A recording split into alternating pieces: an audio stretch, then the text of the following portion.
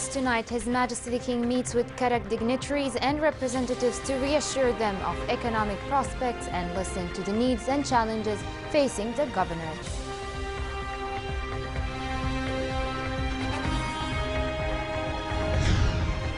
A suicide truck bomb claimed by Daesh at a police checkpoint at the entrance of the Iraqi city of Hilla leave at least 60 people killed and over 70 wounded.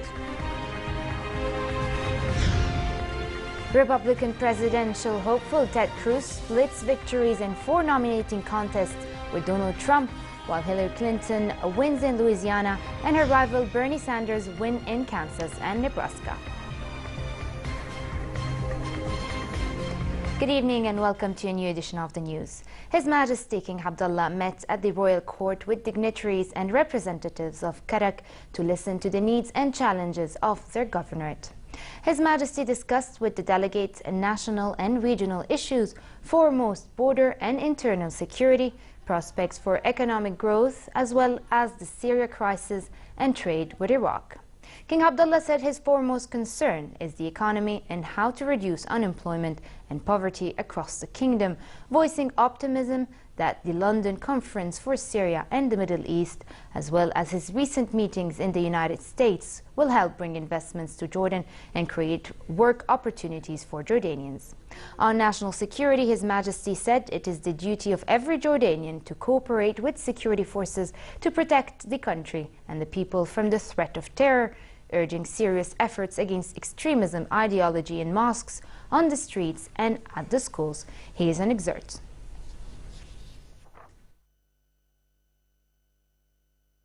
ما في مكان بهذا البلد للإرهابيين، وبلدنا خط أحمر ضد التطرف والإرهاب، وكل ثقتي بالأجهزة الأمنية والقوات المسلحة، مش بس الأردن، كل الدول العربية والإسلامية بحرب داخل الإسلام، وحربنا من زمان ضد الخوارج.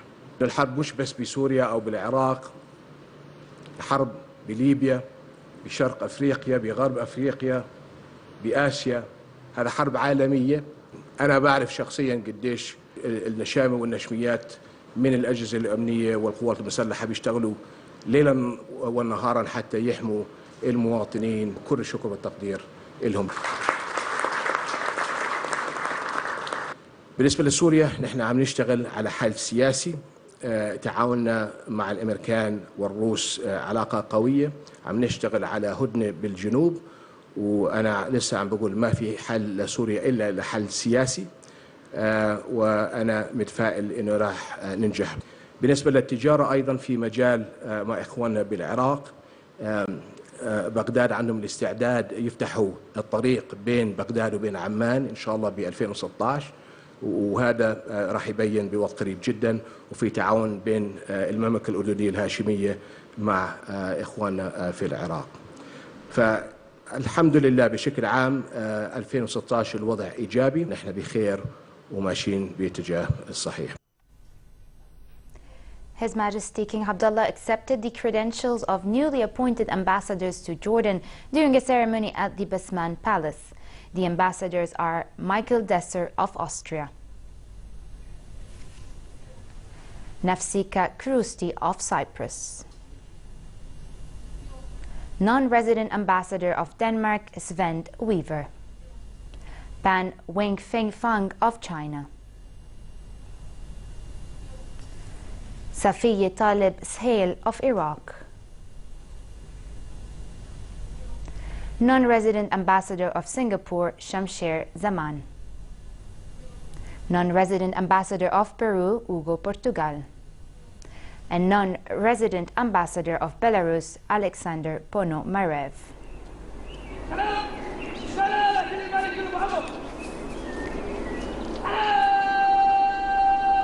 Arriving at the Basman Palace for the ceremony, the king reviewed the Guard of Honor at the military band as the military band played the national anthem as well as the anthems of the ambassadors' respective countries.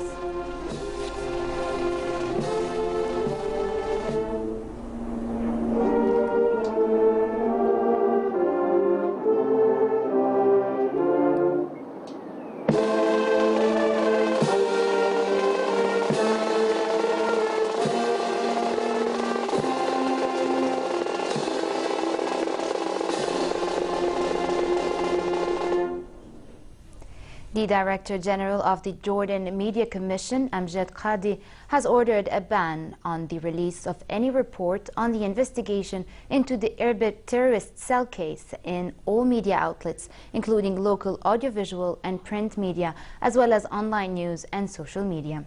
The decision came up in the orders of the State Security Court's Attorney General, dismantling earlier in the day. The embargo aims to maintain the confidentiality of the case investigation, and any violation will be subject to penalty under the law. Qadi, however, said that the data and information issued by the Attorney General are exempt from the order. Daesh terrorists claimed responsibility for a suicide attack with an explosive-laden truck on an Iraqi police checkpoint at the entrance of the city of Hilla, south of Baghdad. The blast killed at least 60 people and wounded over 70. Responsibility was claimed in a posting on the website of the A'maq news agency, which supports the terrorist group. The head of the Provincial Security Committee in Hilla, Falah al-Raghdi, said the suicide attack involving a fuel tanker is the second deadliest this year, after one on February 28th that killed 78 people in Sadr city. The checkpoint, a nearby police station, as well as some houses, are dozens of cars were deployed in the blasts.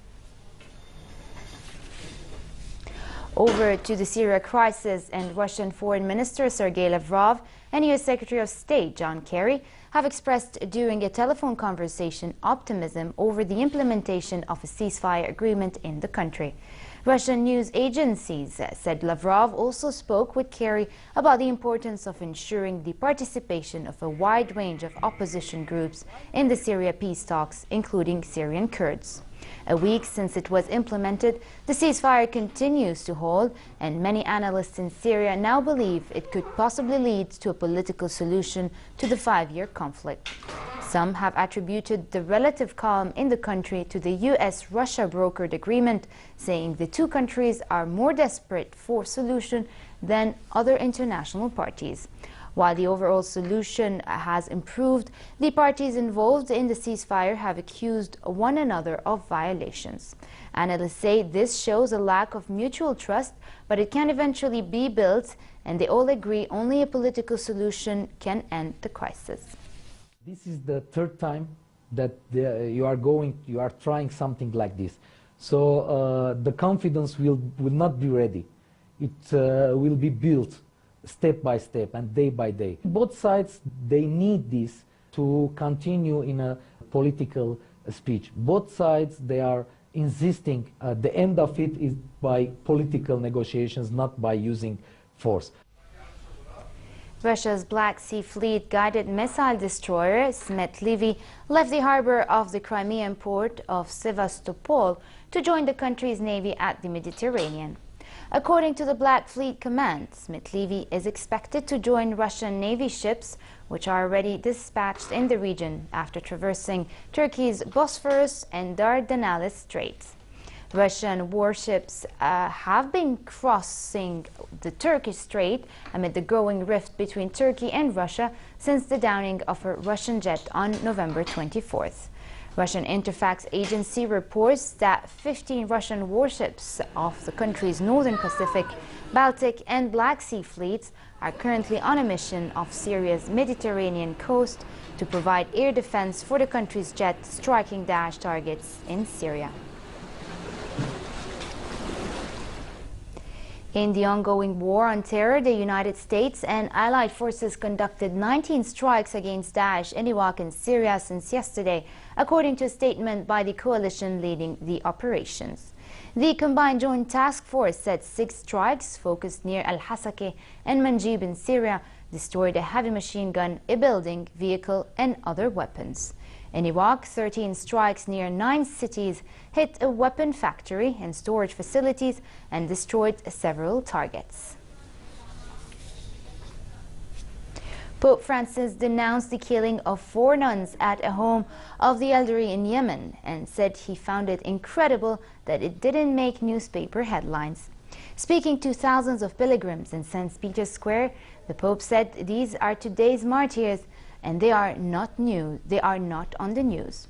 No one has claimed responsibility for the Friday assault, where 4 gunmen attacked an old people's home in southern Yemen, killing 4 Indian nuns, 2 Yemeni female staff members, 8 elderly residents, and a guard. The Pope also praised a new Italian initiative to open humanitarian corridors for refugees fleeing war with support from various church organizations. Italian churches have joined forces to relocate some 1,000 refugees to Italy on humanitarian visas to save people from the deadly journeys across the Mediterranean.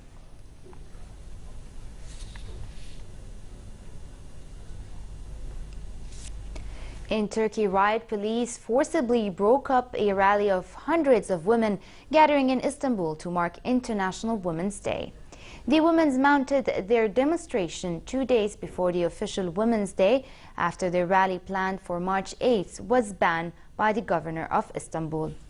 Istanbul's governor had enacted the ban on demonstrations, citing security concerns. The female protesters, in defiance of the ban, chanted slogans and filled the streets with purple banners, the hallmark of the movement centered on women's social and economic issues. At least 1 demonstrator was detained in the scuffle. Skirmishes also broke out during demonstrations in the capital Ankara, where dozens of women took to the streets. Frustration is growing among migrants trapped on Greece's border with Macedonia.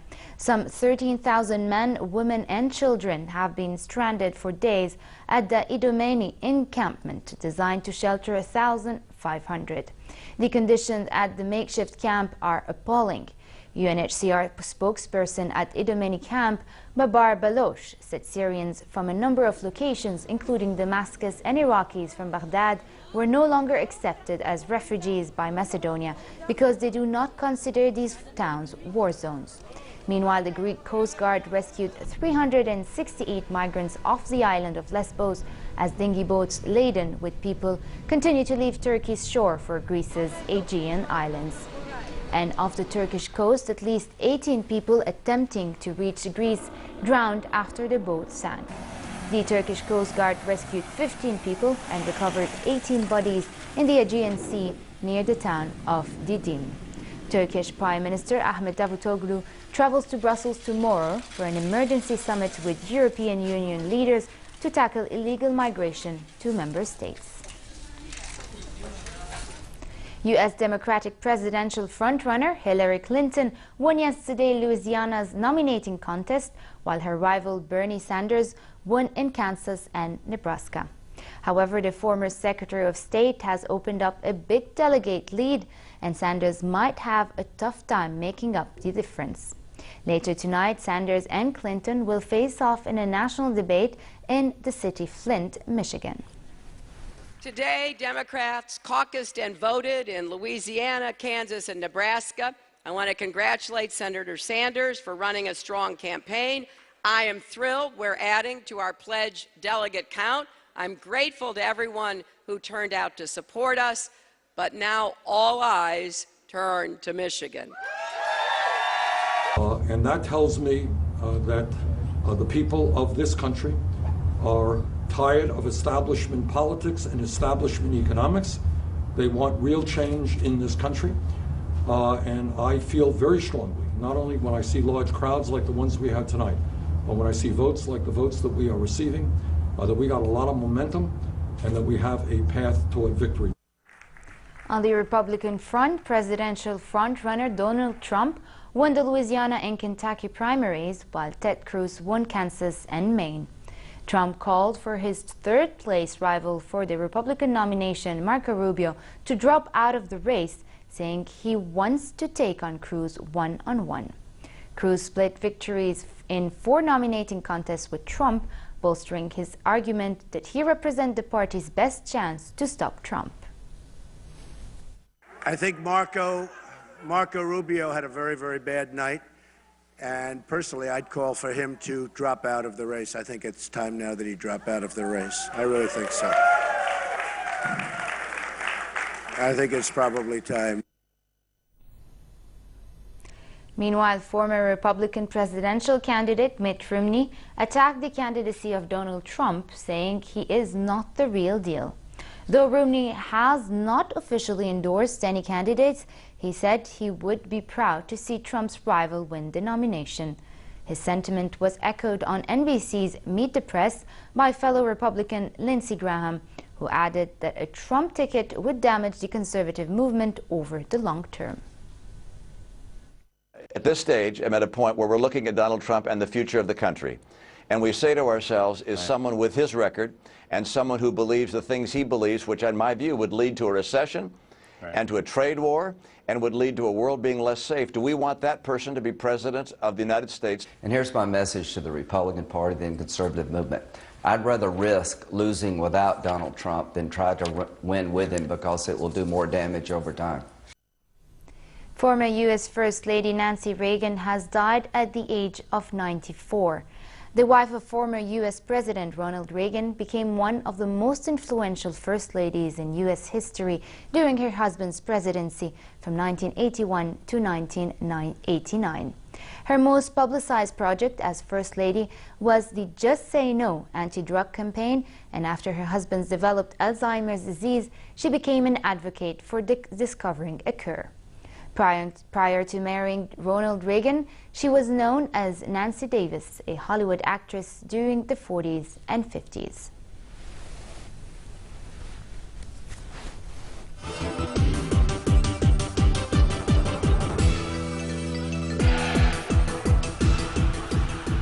Josh Isner fended off Australia's Bernard Tomic 6-4, 6-4, 5-7, 7-6 to book the United States a berth in the Davis Cup quarterfinals for the first time in 3 years.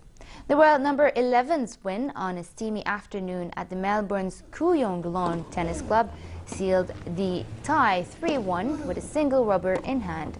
The win will take some heat off U.S. captain Jim Courier, who came into the tie on the back of 2 first-round exits from the team tournament. The United States, 32 times Davis Cup champions, will face Croatia or Belgium in the last 8 in July.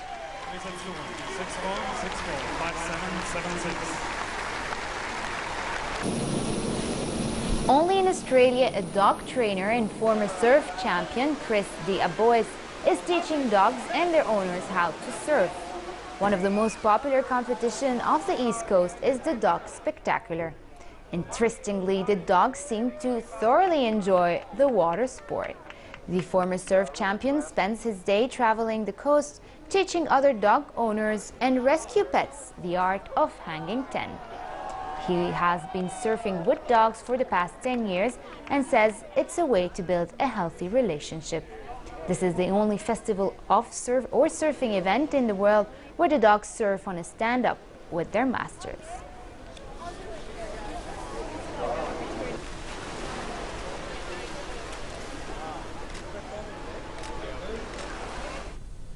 And finally, relatively cold conditions continue in most regions for the rest of tonight, with possible frost formation after midnight in hilly areas. A slight rise in temperature is expected tomorrow, creating sunny and fair conditions in hilly areas and warm in other parts of the kingdom. Winds will be southeasterly moderate to brisk, raising dust in the Badia. The Gulf of Aqaba should expect relatively warm conditions tomorrow, with northerly moderate to brisk winds and slightly high seas. Next are the lows and highs for tonight and tomorrow.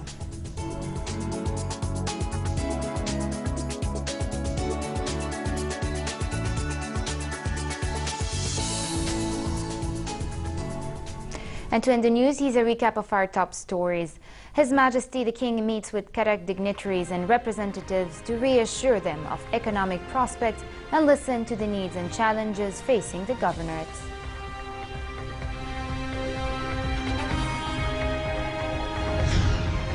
A suicide truck bomb claimed by Daesh at a police checkpoint at the entrance of the Iraqi city of Hilla leaves at least 60 people killed and over 70 wounded.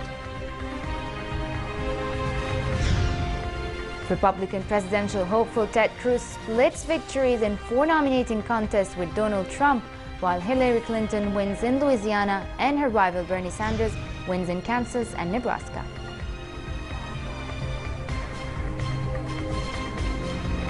And with this, we come to an end. I'm Farah Ajlouni. Thank you for watching and have a good night.